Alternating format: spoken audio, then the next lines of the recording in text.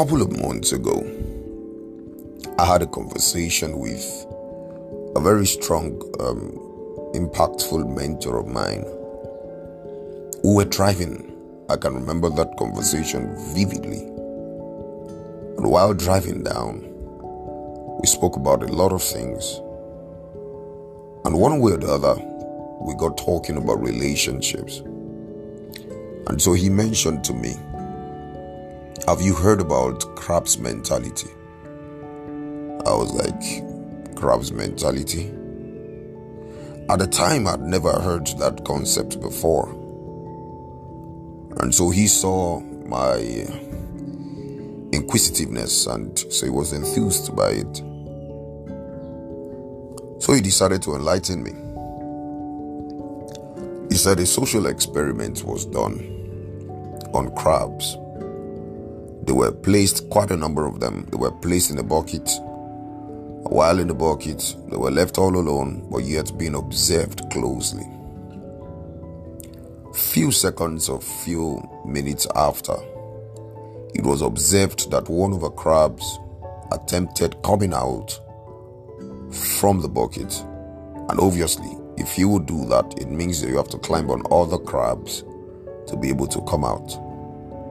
Each time this crab attempted it, the other crabs underneath it brought it down.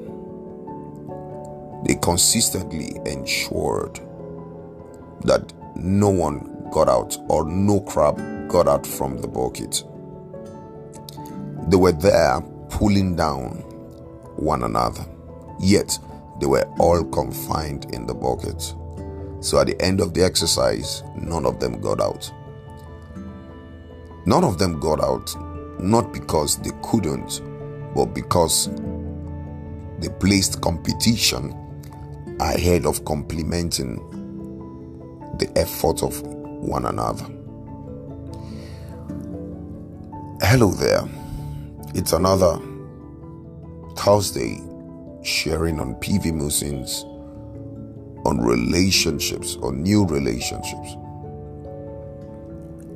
Now you want to ask yourself, what's the import of what you're saying, to relationship? I'm going to help you a little. These crabs are in a relationship they cannot avoid, all in one space.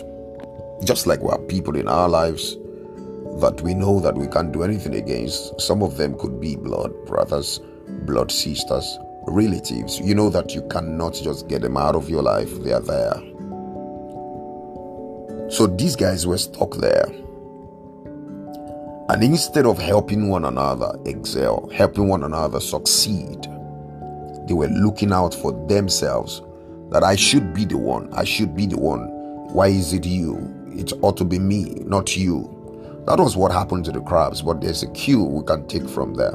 Some of us are in relationships with people that feel intimidated at our success.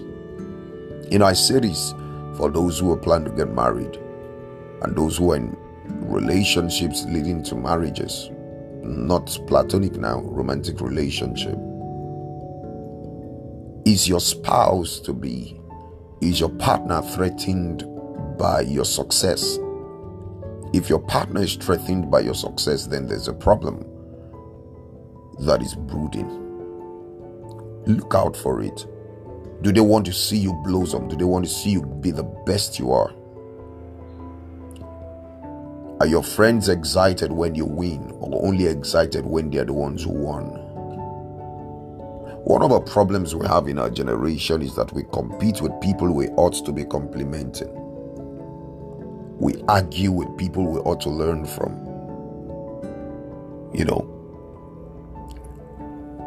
When I'm having a conversation with my mentors, I most times don't have an opinion. I always go with a question. I always go with questions. Why? Because they are more knowledgeable. They know better than I do in that instance. And I want to serve as much wisdom as they have got. I communicated the same with my disciples, such that when they discover I'm talking to somebody way older, they don't run conversations. They're just quiet listening. taking a cue. You learn.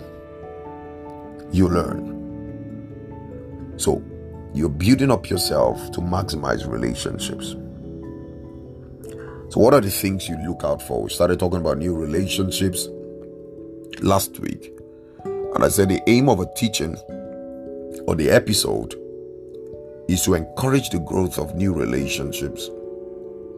And again, to strengthen old relationships. We don't discard old relationships because we have started new ones. I remember when we were much younger, when things get spoiled in the house, we fix them. We don't throw them away. The interesting thing is that in my generation today, when things are not working, we throw them away. Have I been a victim of what I speak of? Yes, I have. Am I guilty of it? Yes, I've been guilty of it at a point in my life. I learned that persistency. When things are not working, we'll stay there. We'll fight for it. We'll fight for it. It's a role. My friends are not giving the best. Have you given your best? Have you done everything possible to see your relationship with them work? You know, it doesn't hurt if you just drop a text. It doesn't hurt if you just drop a call. It doesn't hurt if you let them know that there's somebody cheering you on or cheering you on. I am in your corner. I'm here. If you need anybody to encourage you, if you need any reason to move on, I'm here cheering you on. That's what a relationship should be about. It should be healthy. Everyone could castigate me. Everyone could speak against me out there. But relationships are meant to make you better, not bitter. If everybody doesn't understand you, the ones you have as friends, you're keeping relationship with as friends, either romantic or platonic, must understand you. It is a demand. It's a commandment in relationships. It's a commandment. You don't beg for loyalty. Loyalty is naturally meant to be an offshoot of this relationship. Naturally should be an offshoot of it. So it's not meant to make you cry. It's not meant to make you bitter. It's meant to make you better. A new version of you must emerge from you every relationship. If negative things and negative possibilities, emerge from your life while you got into a relationship, it means that the relationship is having more harm or causing more harm in your life than good. So what are the things you have to look out for in building new relationships or in strengthening old relationships? I like to let you know that you can never please everybody. You can never please everybody.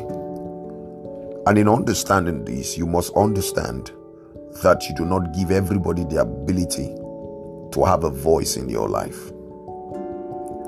There are a lot of voices you must tone down. Reduce the decision makers in your life.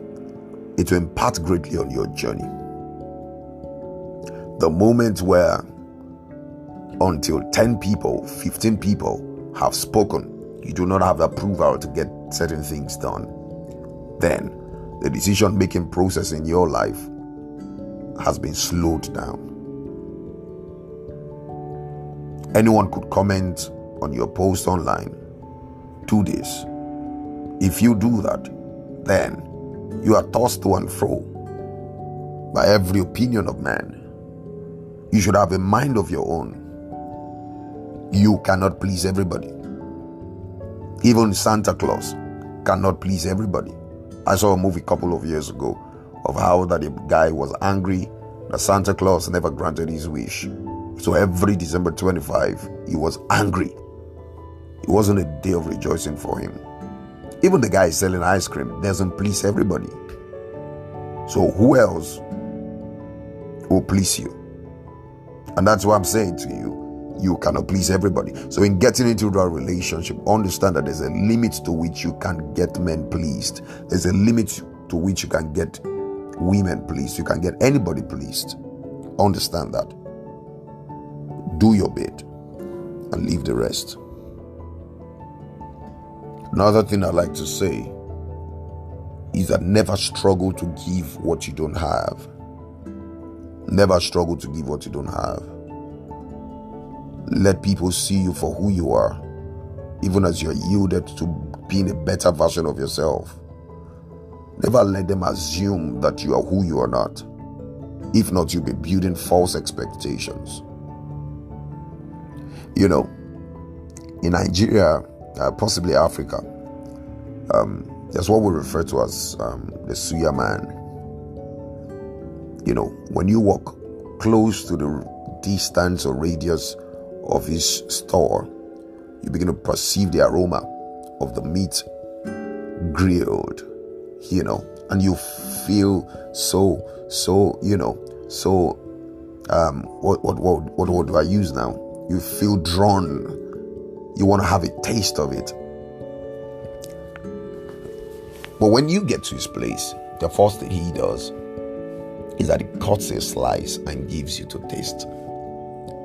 So in case you were planning to get maybe 1,000 naira worth of suya, what happens is that you might change your mind when you taste that. Now, I've seen that happen in quite a number of places. But there's a particular guy that I observed recently. You know, when I say recently, I'm talking about he's been consistent with it for the last 5, 6, 7, 8 years. Okay. When you go to his place, he does not give you a taste. And I'm wondering, how do people then vouch for this guy? Because always in front of his shop, in front of his store, we have quite a number of people there standing for their turn, waiting for their turn, you know, to make purchase. So how exactly does this guy get his deals? How can people vouch for this? So I observed that people have tasted what he provided. People have tasted his suya and they've seen that it's different from other people. So they don't need to taste and see.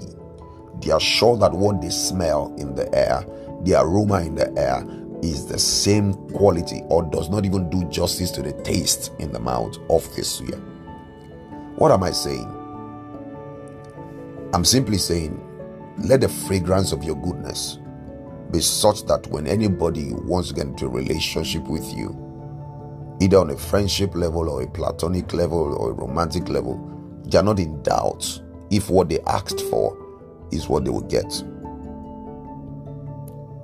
Be you. Be you. I'm simply saying to you, don't struggle to be who you are not. Don't struggle to give what you do not have. Again, I'd say to you that if truly you are the salt of the earth, too much of you is not good for the body. Bible says you are the salt of the earth, that when the salt loses its taste, is of no good than to be trodden underfoot. And I'm simply saying that if truly you're the salt of the earth, imagine someone who is making jollof or making white rice or making soup or stew, and they now put a whole lot of salt, maybe, you know, a whole portion of salt. It's so much, you know, I don't want to put a quantity to it, maybe 5 kg of salt. Okay, you understand that the soup is going to be very salty. And now you are the salt of the earth. And so if you truly are the salt of the earth, you know that you add taste to people's lives. You add value to their lives. You are preservative. However, too much of you can damage the quality of the soup. Don't let the relationship be you-centered. It's not all about you. There are people involved. There are 2 people, 3 people, 4 people, 5, 10, 15 people in this relationship. Everybody's voice counts. Everybody's voice and everybody's opinion is worth it. Let everybody have the opportunity to express themselves. Create the enabling environment. Let them know that your opinion counts. So if truly you're the salt of the earth, understand that too much of you is not good. And lastly, I would say, when the party is over, go home. When the music stops playing, when the dance is over, please go home.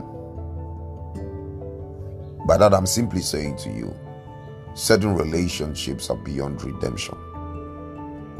By that, I mean the parties involved are not willing to adhere, are not willing to allow peace. They're not willing to learn. They're not willing to be a better version of themselves. Once the handwriting is very visible on the wall, you know that the party is over.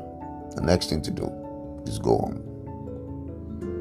Again, this is PV Musins, and this is my opinion, my thoughts on new relationships. I hope you learned one or two things.